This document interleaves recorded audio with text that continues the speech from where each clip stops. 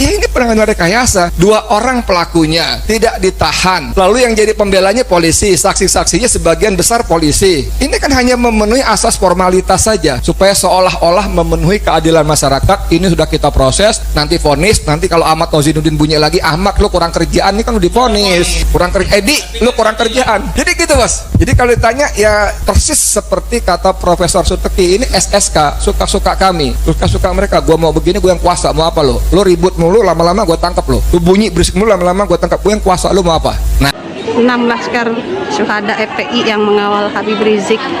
Beginilah kondisinya. Nah, ini kondisi luarnya. Tuh, pecah semua. Nggak boleh sentuh, hanya dilihat, direkam. Tuh, hancur semua. Tempat minum yang bekas lama masih ada tuh, masih disimpan. Ini bekas peluru. Bekas peluru. Banyak hancur. Tuh, banyak hancur.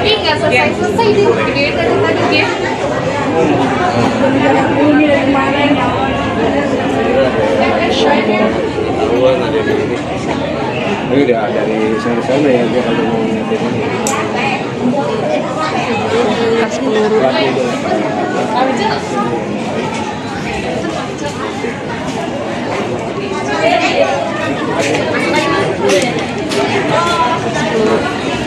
Banyak bekas peluru yang ditandain angka-angka itu, semua bekas peluru. Ada angkanya, ada angka 1, 2, 3 sampai 5 peluru. Don't touch but see only.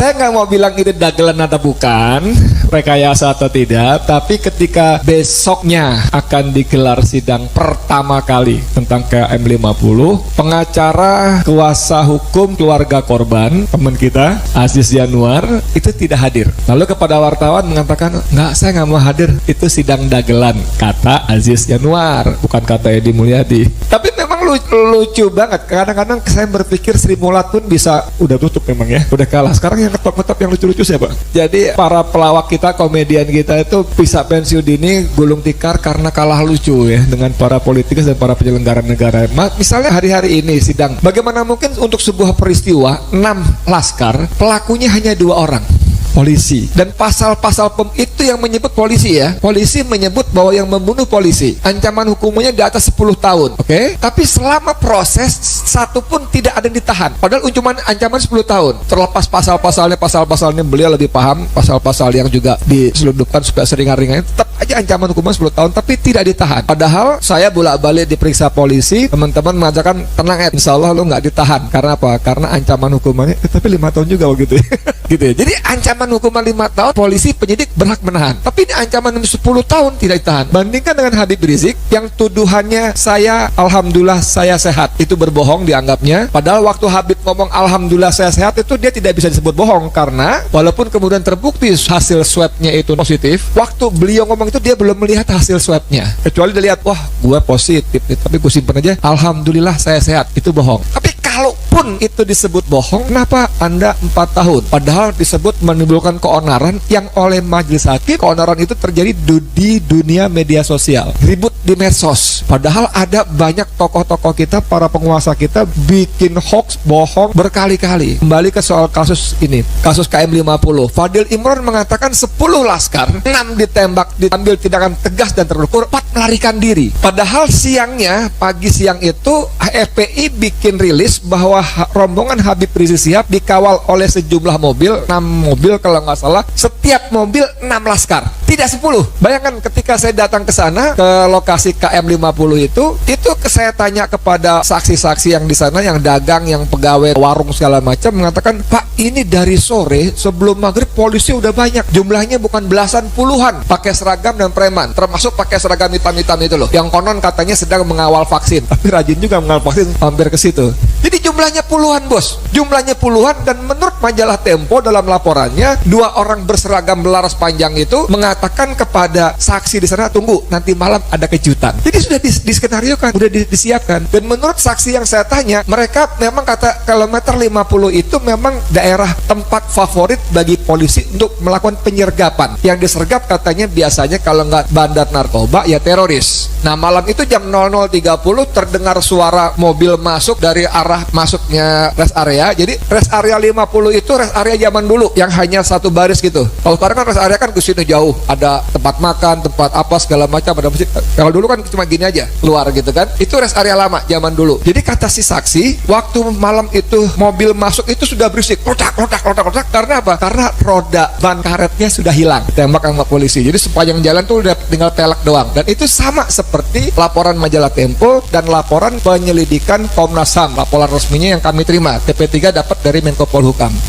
Nah, jumlah 10 orang itu pertanyaannya, kalau satu mobil diisi 10 orang, yang 4 naik di mana? Di atap mobil, di kap mobil, apa di kolong mobil? 4 orangnya. Karena nggak muat 6 orang. Lalu kalaupun iya, kalau mau dijejel-jejelin gitu, kalau 6 mati, 4 kabur lewat mana? Depan belakang itu puluhan polisi. Mohon maaf ya, Fadil Imron ingin mengatakan, woi anak buah gue bego tuh, 4 orang bisa kabur. Kan begitu artinya. Kalaupun bisa kabur, di sebelah kiri, sebelah warung, belakangnya itu semak-semak sawah. Mau kabur kemana? Sebelah kanan itu ada pembatas, ada jalan tol yang padat. Mau kabur kemana? Ini kan Fadil Imron bohong. Tapi apakah Fadil Imron ditangkap, diperiksa, dipenjara 4 tahun atau kali berapa? Kan nggak ada.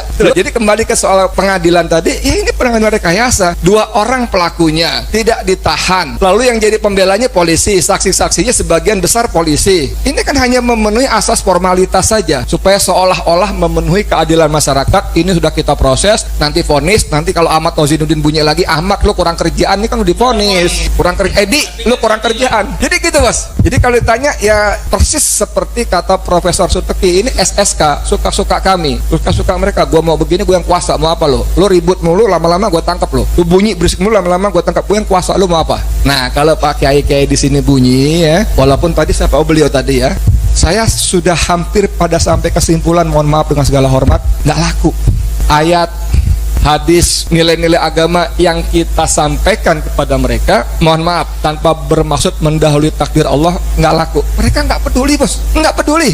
Saya dengan mata kepala saya sendiri, aksi terakhir demo besar sebelum pandemi itu 18 Desember. Saya sebagai wartawan meliput di perapatan Jalan Majapahit yang depan Setnek. Itu ternyata saya juga baru tahu hari itu, bahwa saya kira gas air mata itu bisa dilontarkan bukan hanya lewat senjata, tapi ada alatnya kayak peluncurnya, sekaligus banyak gitu loh, ada. Dan itu yang nganter mobil peluncurnya ke depan dekat demonstran. Di belakang itu motor trail, 2 orang, satu pegang motor, satu lagi pegang satu dus isinya gas air mata untuk diantar ke sana. Lalu saya dengan mata kemarin, jarak saya hanya dari sini mungkin ke situ 5 meter 8 meter. Itu komandan lapangan mengatakan dengan mulutnya, hajar, bantai, basmi mereka, bantai, bunuh mereka. Itu begitu bos. Saya waktu itu saya lupa juga. Ya Allah, kalau gua ambil gambarnya enak juga nih. Nggak sempat saya terkesima. Oh, dari bawah sudah ada instruksi seperti itu. Jadi kalau kita lihat di grup-grup WA video-video waktu omnibus berapa, Bawaslu digepukin segala macam, itu ya doktrinnya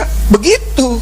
Walaupun beliau akan mengatakan nggak bisa, cuma perintah komandan, saya kan cuma perintah apa, tapi memang faktanya seperti itu. Gitu. Terima kasih. Assalamualaikum warahmatullahi wabarakatuh. Saya mendukung pernyataan Kapolri di depan Komisi 3 DPR RI. Kalau ada novum baru, kami akan buka kembali kasus KM50. Nah sekarang novum barunya sangat banyak Pak. Salah satunya adalah tolong dicarikan di mana CCTV KM50, karena yang menyitanya adalah orang bapak, yang menyitanya adalah petugas, yang menyitanya adalah polisi. Udah gitu di dalam sidang Sambo, jaksa menyebutkan bahwa orang yang menyita CCTV kasus Sambo adalah orang yang sama yang menyita CCTV di KM50. Nah kami minta kepada Bapak Kapolri, pernyataan keterangan dari jaksa penuntut umum Sambo itu dijadikan sebagai masukan, sebagai modal. Digali terus, periksa itu semua geng KM50, cari itu CCTV-nya ada di mana, karena sisi tersebut akan mengungkap bahwa Laskar masih hidup di KM50, akan mengungkap bahwa mobil polisi yang hadir di KM50 tidak ada satupun yang rusak ataupun tergores, nggak ada. CCTV itu kunci, tolong dicari Pak, tolong dicari, selidiki Pak. CCTV itu di mana, agar kami ini tidak suudzon kepada semua polisi. Karena masih banyak polisi yang baik, Pak. Masih banyak jenderal yang baik, Pak. Jangan sampai kami curiga kepada semua polisi. Cari itu CCTV KM50, buka di depan publik, depan masyarakat. Di sana akan kelihatan siapa itu isi daripada mobil Land Cruiser hitam, siapa itu komandan yang memberikan arahan. Dan itu menjadi bukti bahwa 6 laskar masih hidup. Dan CCTV itu nggak sampai di situ. Saat laskar keluar dari pintu tol Kerawang Timur, itu terekam CCTV. Saat laskar ditembaki depan hotel Novotel, saudara, itu juga ada CCTV di hotel tersebut. Itu juga tolong CCTV-nya diamankan. Dan sepanjang tol semua ada CCTV-nya. Dan di CCTV itu terlihat siapa saja petugas, saudara, yang hadir di KM50. CCTV itu nggak boleh